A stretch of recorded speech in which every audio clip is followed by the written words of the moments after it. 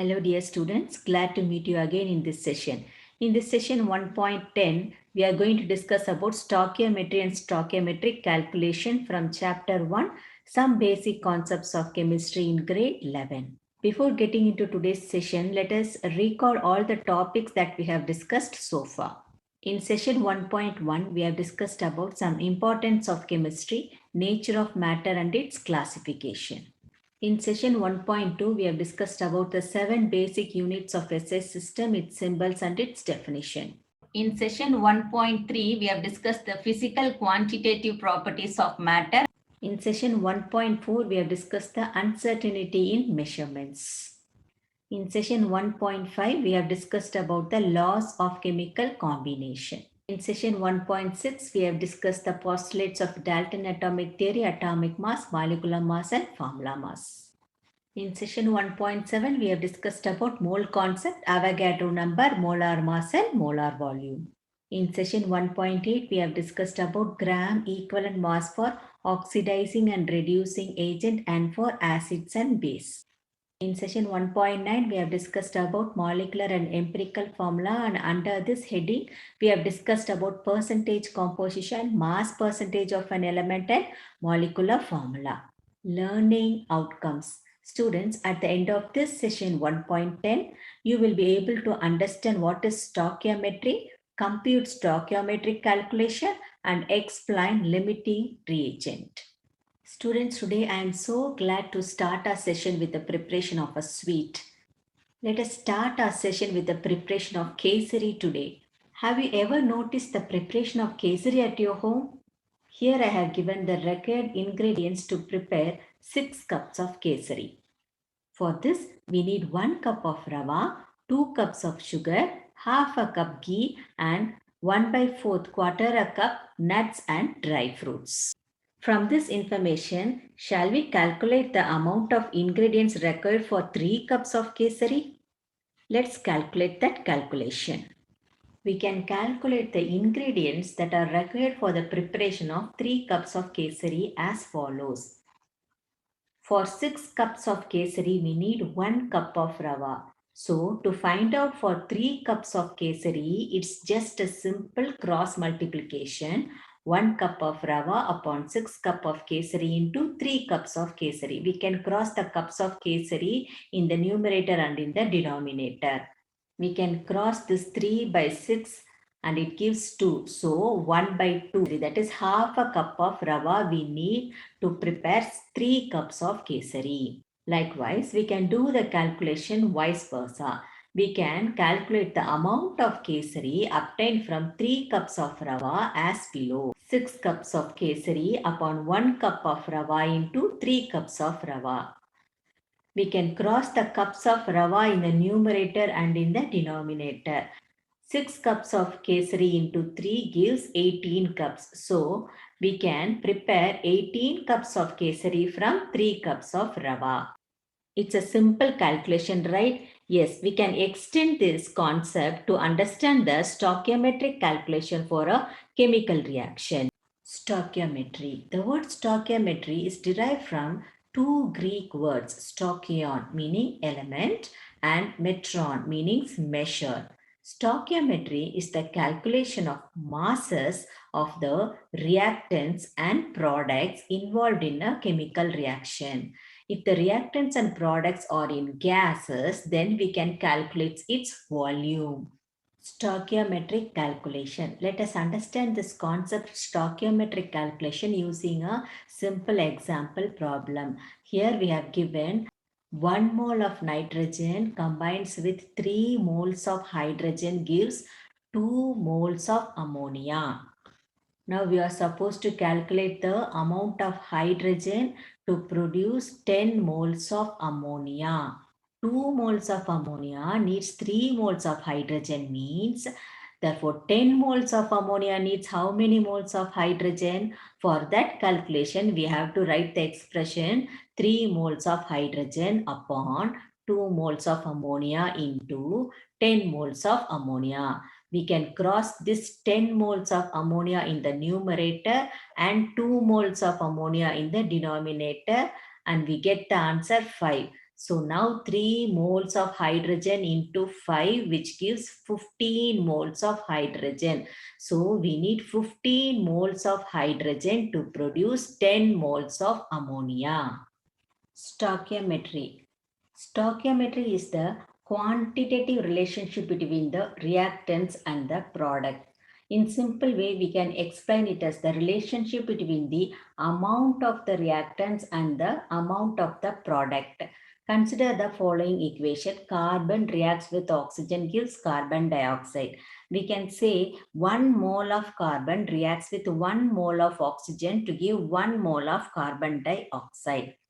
This symbol triple line means it is stoichiometrically equal to. So 1 mole of carbon is stoichiometrically equal to 1 mole of oxygen, which is stoichiometrically equal to 1 mole of carbon dioxide. The quantity of the reactants and the products can be expressed in 3 units: mass, moles, or in volume. These 3 units are interconvertible. We know that 1 mole of any gas occupies 22.4 liters at standard temperature and pressure. If we take oxygen as an example, since oxygen is in gas, to find the volume of oxygen at standard temperature and pressure, we have to apply mole-volume relationship. 1 mole of oxygen occupies 22.4 liters at standard temperature and pressure. 1 mole of oxygen contains 16 grams of oxygen. If we take 32 grams of oxygen in a chemical reaction, then the given mass in our case is 32. So to convert the mass into mole, we need to divide 32, that is the given mass, by its molar mass is 16. So 32 divided by 16, which gives 2 moles in our case for oxygen. To convert mass into number of moles, we have to divide the mass of that substance by its molar mass. To convert number of moles into volumes, then we have to multiply the number of moles of that substance by 22.4 liters. In the same way, vice versa, if we want to convert volume into number of moles, then we need to divide the volume of that substance by 22.4 liters. And to convert number of moles into mass, then we need to multiply the number of moles of that substance by its molar mass. Thus, we can convert these 3 units according to our calculation. Let us consider this balanced chemical reaction of the combustion of methane. First, let us write the reactants and the products of this equation. So what are all the reactants here? Methane and oxygen. What are all the products here? Carbon dioxide and water vapor. Now let us write the stoichiometric coefficients of the reactants and products. We have 1 as the coefficient of methane, 2 as the coefficient of oxygen, and in the product side 1 as the coefficient of carbon dioxide and 2 as the coefficient of water vapor. Now we can express this reaction in terms of moles. We can say 1 mole of methane reacts with 2 moles of oxygen, gives 1 mole of carbon dioxide and 2 moles of water vapor. We know the SI unit of mass is kilogram, but to express the small amount of chemicals in laboratory, we used to express it in grams. Let us consider the same reaction and express the amount of reactants and products in terms of mass. For mole mass relationship, we use the expression number of moles into molar mass.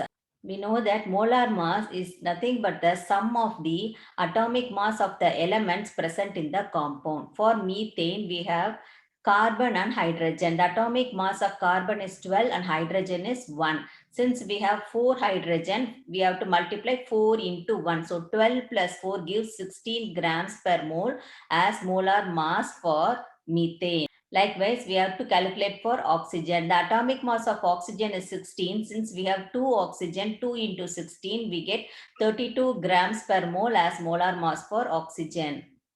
Coming to carbon dioxide, the atomic mass of carbon is 12 and oxygen is 16. Since we have 2 oxygen, 2 into 16 plus 12 gives 44 grams per mole as a molar mass for carbon dioxide. Finally, coming to water vapor, we have 2 hydrogen atom and 1 oxygen atom. The atomic mass of hydrogen is 1. We have 2 hydrogen, so 2 into 1 plus the atomic mass of oxygen is 16. So totally 18 grams per mole as a molecular mass for water vapor. Now we have to multiply the number of moles of the substance by its molar mass to change the unit from mole to mass. So for methane, 1 mole into 16 grams gives 16 grams, and for oxygen, 2 moles into 32 grams gives 64 grams, and for carbon dioxide, 1 mole into 44 grams gives 44 grams of carbon dioxide, and for water vapor, 2 moles into 18 grams gives 36 grams of water vapor. To express the above reaction in terms of mass, we can say 16 grams of methane reacts with 64 grams of oxygen, gives 44 grams of carbon dioxide and 36 grams of water vapor. If we want to express the same reaction in terms of molecules, then we can say 1 molecule of methane reacts with 2 molecules of oxygen, gives 1 molecule of carbon dioxide and 2 molecules of water vapor. Now let us see the relationship between mole and volume. We know that 1 mole of any gas occupy a volume of 22.4 liters at standard temperature and pressure, that is 273 Kelvin, and at 1 atmospheric pressure. So to convert mole into volume, we know that we have to multiply the mole of that substance by 22.4 liters. Here we have 1 mole of methane. So 1 into 22.4 liters, which gives 22.4 liters. We have 2 moles of oxygen in this reaction. So 2 into 22.4 liters gives 44.8 liters. And we have 1 mole of carbon dioxide in the product side. So 1 into 22.4 liters, that gives 22.4 liter. And we have 2 moles of water vapor here. So 2 into 22.4 liters gives 44.8 liters. Now to express this reaction in volume, 22.4 liters of methane reacts with 44.8 liters of oxygen, gives 22.4 liters of carbon dioxide and 44.8 liters of water vapor. In terms of mole, if we want to express this reaction, 1 mole of methane reacts with 2 moles of oxygen, gives 1 mole of carbon dioxide and 2 moles of water vapor. If you want to express this reaction in mass, that is in grams, 16 grams of methane reacts with 32 grams of oxygen, gives 44 grams of carbon dioxide and 36 grams of water vapor. This is the relationship between mole, mass and volume. Now let us step into the next concept, balancing the equation. According to the law of conservation of mass, a balanced chemical equation has the same number of atoms of each element on both sides of the equation. So we have to balance the number of atoms of each element on both sides of a chemical reaction. Let us understand this concept by taking combustion of propane as an example. In step 1, let us write down the correct formula of the reactants and products. The formula for propane is C3H8 reacts with oxygen O2, gives carbon dioxide CO2 plus water H2O. If we notice the number of atoms present in the elements in the reactant side, we have 3 carbon, 8 hydrogen and 2 oxygen. In the product side, we have, that is in the right hand side, we have 1 carbon, 2 hydrogen and 3 oxygen.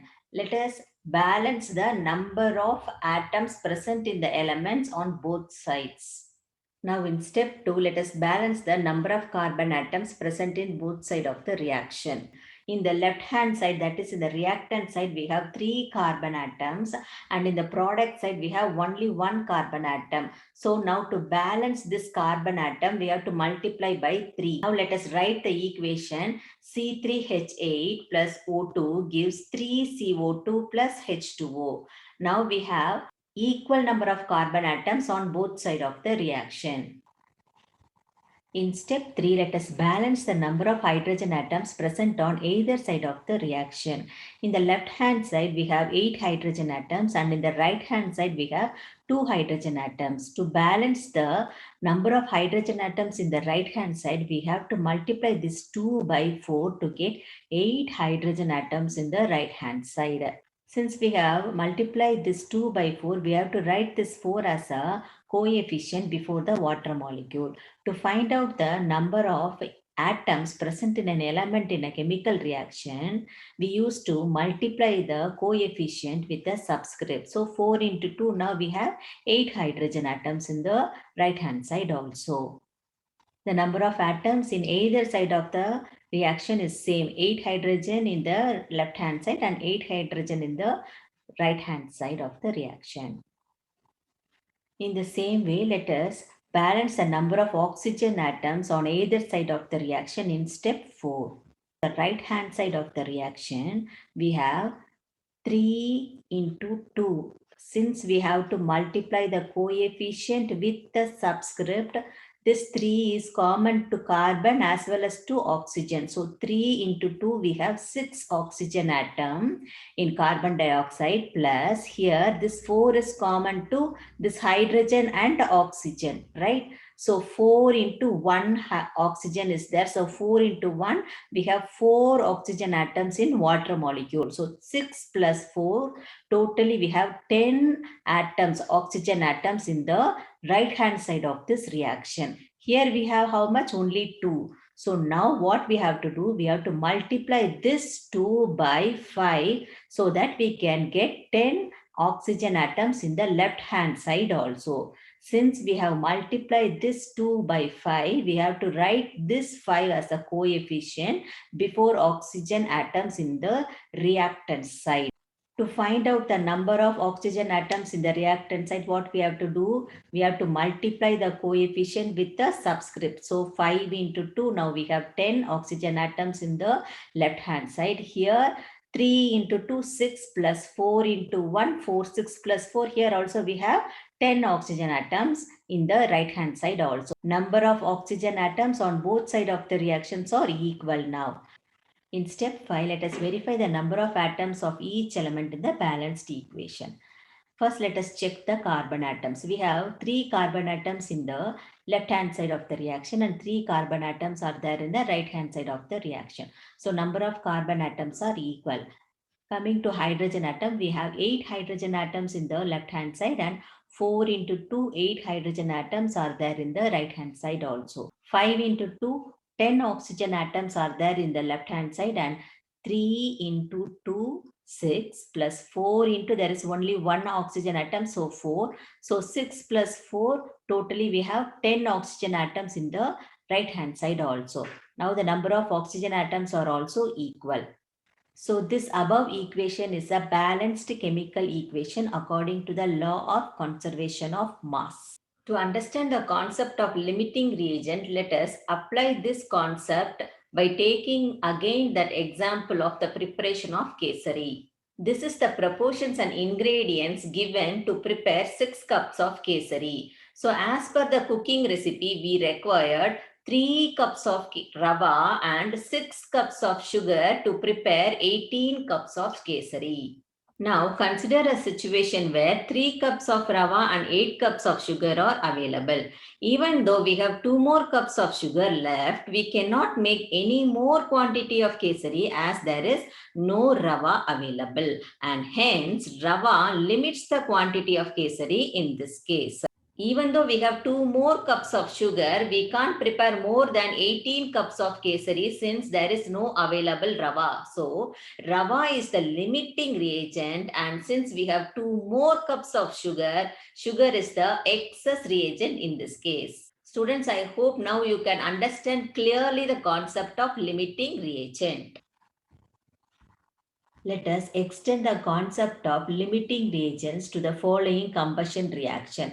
Consider the reaction, hydrogen gas reacts with oxygen gas to give water vapor. Suppose if 2 moles of hydrogen and 2 moles of oxygen are available for the reaction, according to the chemical reaction, only 1 mole of oxygen is required for complete combustion of 2 moles of hydrogen. Even though if we have 2 moles of oxygen, it can't produce more than 2 moles of water vapor. So limiting reagent may be defined as the reactant which is completely consumed during the reaction. Here in our case, hydrogen gets completely consumed and we have excess of oxygen. So oxygen is an excess reagent and hydrogen is the limiting reagent.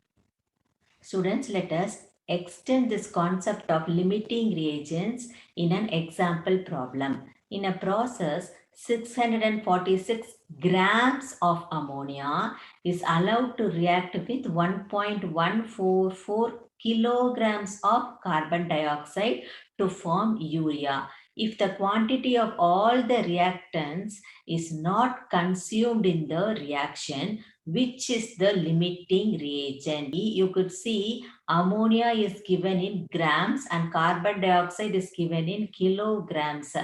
Just by looking at these units, we can easily tell which is the limiting reagent. The entire quantity of ammonia is consumed in this reaction. So, ammonia is the limiting reagent. Some quantity of carbon dioxide remains unreacted. So, carbon dioxide is the excess reagent. Let us take the same reaction and same amount of the reactants and calculate the quantity of urea formed and calculate the unreacted quantity of the excess reagent. The excess reagent here is carbon dioxide. Let us calculate one by one. Before calculating the amount of urea formed and the unreacted quantity of carbon dioxide in this reaction, let us calculate the molar mass of the reactants and the products. First, let us take ammonia. The atomic mass of nitrogen is 14 and hydrogen is 1. Since we have 3 hydrogen, 3 into 1, 14 plus 3 gives 17 for ammonia. Coming to carbon dioxide, the atomic mass of carbon is 12 and oxygen is 16. Since we have 2 oxygen atoms, 2 into 16, when we sum up, we get 44 for carbon dioxide.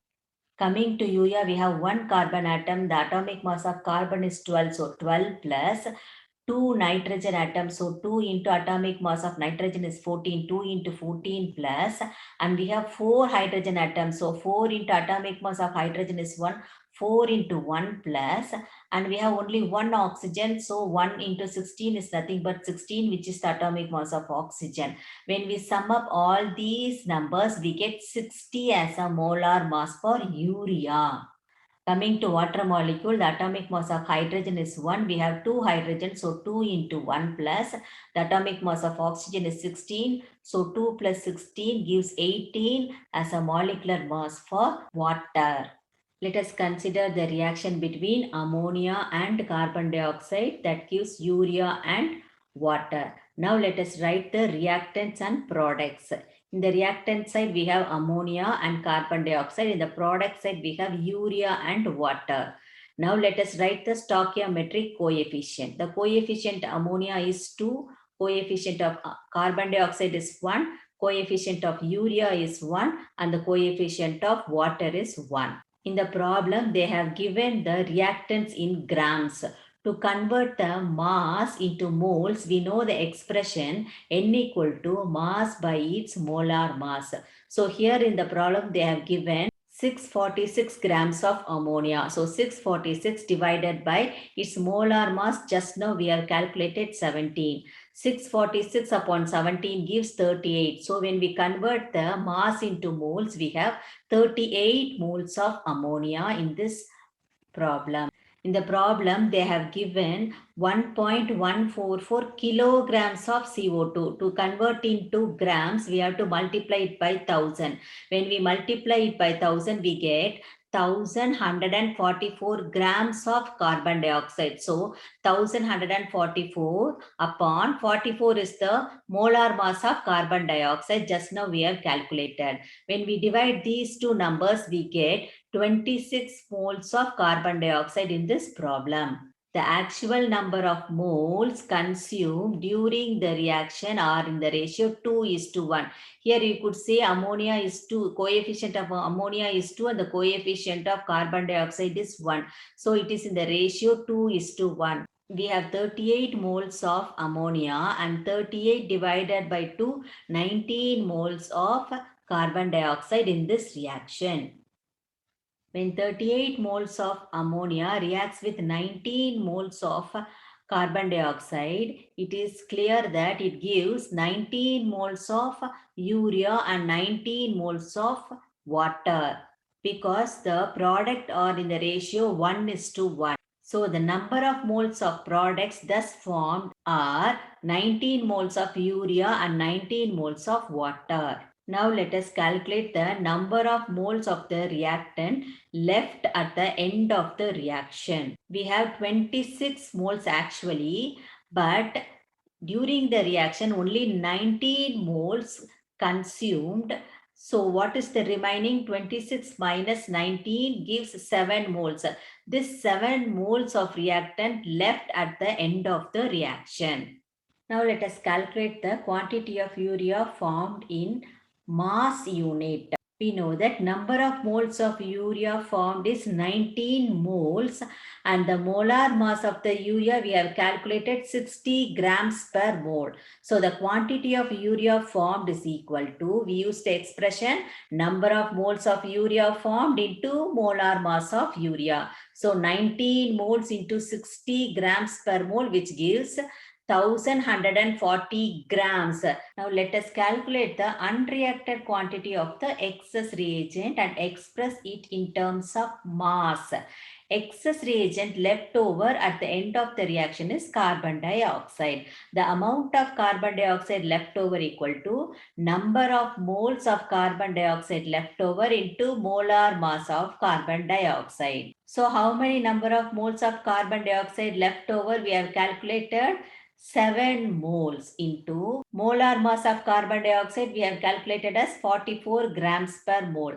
When we multiply this, we get mole and mole get cancelled. 7 into 44 grams gives 308 grams of carbon dioxide left over. Students, let's recall all the topics that we have discussed in this session.